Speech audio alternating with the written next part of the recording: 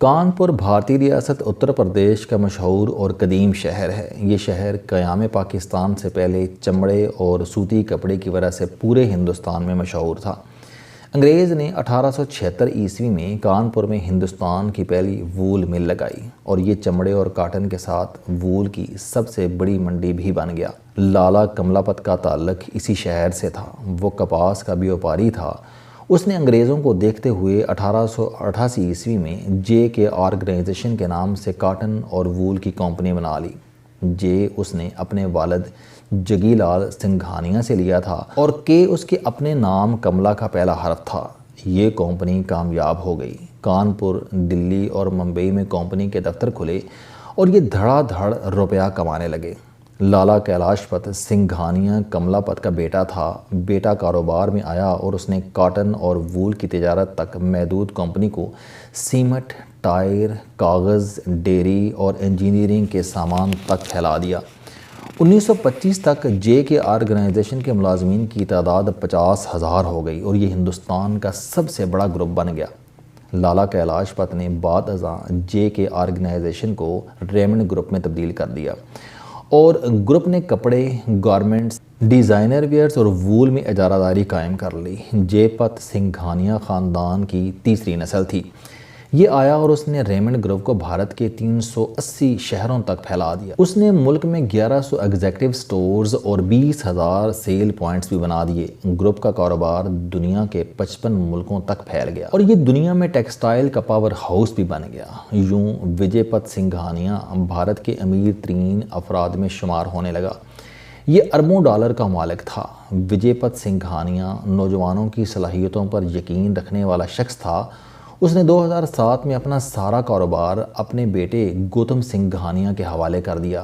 گوتم سنگھانیہ والد کے دستخط کے ساتھ ہی ایک ہی رات میں 12,000 کروڑ روپے کا مالک بن گیا اور یہاں سے وجے پت سنگھانیہ کا برا وقت شروع ہو گیا۔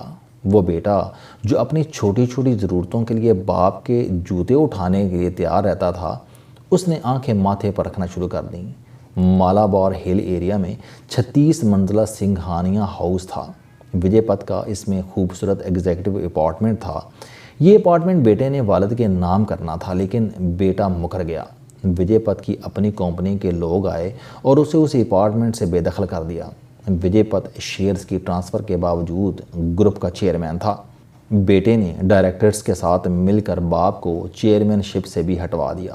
وجے پت کا دفتر ہیڈ کوارٹر میں تھا۔ وہ ایک دن دفتر آیا تو پتہ چلا کہ وہ دفتر بھی اب اس کا نہیں رہا۔ وہ مجبوراً کرائے کے مکان میں شفٹ ہو گیا لیکن اس کی اپنی کمپنی نے کرایہ دینے سے بھی انکار کر دیا۔ باپ وجے پت اور بیٹے گوتم پت میں 2 سال سے کوئی رابطہ، کوئی بات چیت بھی نہیں۔ یوں بھارت کا 4 نسلوں سے کھرب پتی بزنس مین پیسے کا محتاج ہو گیا۔ یہ اب روزانہ کی ضروریات کے لیے بھی دوستوں کی طرف دیکھتا رہتا ہے۔ وجے پت سنگھانیہ نے ان حالات سے تنگ آ کر عدالت جانے کا فیصلہ کر لیا۔ یہ بھارت بلکہ پوری دنیا کے لیے حیران کن کیس ہوگا۔ اس کیس میں ایک سابق کھرب پتی باپ موجودہ کھرب پتی بیٹے کو عدالت میں طلب کرے گا اور پھر عدالت سے درخواست کرے گا کہ ہم والدین اگر اپنی اولاد کو اپنی زمین جائیداد دے سکتے ہیں تو پھر ہمارے پاس وہ زمین جائیداد واپس لینے کا اختیار بھی ہونا چاہیے۔ یوں یہ اپنی نوعیت کا ایک حیران کن کیس ہوگا۔ وجے پت سنگھانیہ کی داستان برصغیر پاک و ہند کی لاکھوں بلکہ کروڑوں داستانوں میں سے ایک ہے۔ آپ کو اپنی زندگی میں بھی ایسے بے شمار کردار مل جائیں گے جو امیر تھے، طاقتور اور صاحب جائیداد تھے اور ان کے عزیز رشتہ دار، دوست اور بچے ہر وقت ان کے ارد گرد گھومتے پھرتے رہتے تھے، لیکن پھر انہوں نے اپنا سب کچھ اپنے بچوں کو سونپ دیا اور پھر یہ در بدر ہو کر رہ گئے۔ یہ نعمتوں، سہولتوں اور اولاد کی محبت کو ترستے ترستے دنیا سے رخصت ہو گئے۔ لاہور میں میرے ایک جاننے والے تھے۔ وہ کیمیکل امپورٹ کیا کرتے تھے، کروڑ پتی تھے۔ اپر مال سکیم میں ان کا گھر تھا، گاڑیاں اور نوکر چاکر تھے۔ اللہ نے انہیں اولاد سے بھی نواز رکھا تھا۔ 3 بیٹے تھے، تینوں فرما بردار تھے۔ بوہیں بھی ہر وقت ان کی خدمت کرتی رہتی تھیں۔ ان کی بیگم کا انتقال ہو گیا۔ انہیں جذباتی دھچکا پہنچا اور وہ دنیا سے دین کی طرف راغب ہو گئے۔ عمرہ کیا، حج کیا اور پھر اولیاء کرام کی محفل میں بیٹھنے لگے۔ جس کے بعد انہیں دنیا اور اس کا مال بے معنی سا محسوس ہونے لگا۔ وہ ایک دن اٹھے، بچوں کو اکٹھا کیا اور اپنا سارا کاروبار، جائیداد اور جمع پونجی ان کے حوالے کر دی۔ اپنے لیے گھر کا ایک پورشن پسند کیا، بچوں سے اپنا ماہانہ طے کرایا اور اللہ کرنے لگے۔ بیٹے انہیں شروع میں باقاعدگی سے جیب خرچ دیتے رہے، لیکن یہ بندوبست بمشکل 6 ماہ چل سکا۔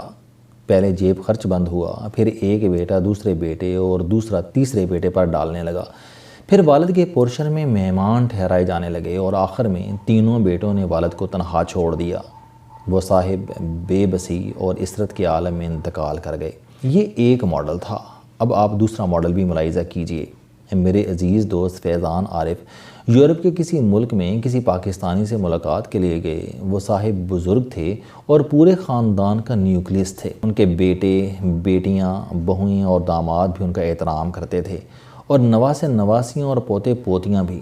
فیضان عارف نے ان سے کہا کہ انکل، میں نے پورے یورپ میں ایسا پاکستانی گھرانہ نہیں دیکھا۔ لوگ یہاں اولاد کا شکوہ کرتے رہتے ہیں، لیکن اللہ تعالیٰ نے آپ کو بڑی سعادت مند اولاد سے نواز رکھا ہے۔ وہ صاحب سن کر ہنسے، ہاتھ کی مٹھی سی بنائی اور فیضان عارف کو دکھا کر بولے، فیضان بھائی، میں نے آج تک اپنی مٹھی نہیں کھولی۔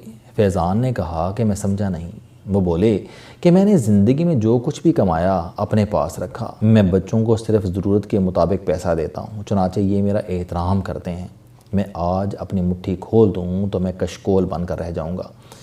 یہ 2 مثالیں زندگی کے 2 رخ ہیں۔ ہم پہلے رخ کو سنگھانیہ رخ کہہ سکتے ہیں اور دوسرے رخ کو انکل رخ۔ میری نظر میں یہ دونوں رخ غلط ہیں۔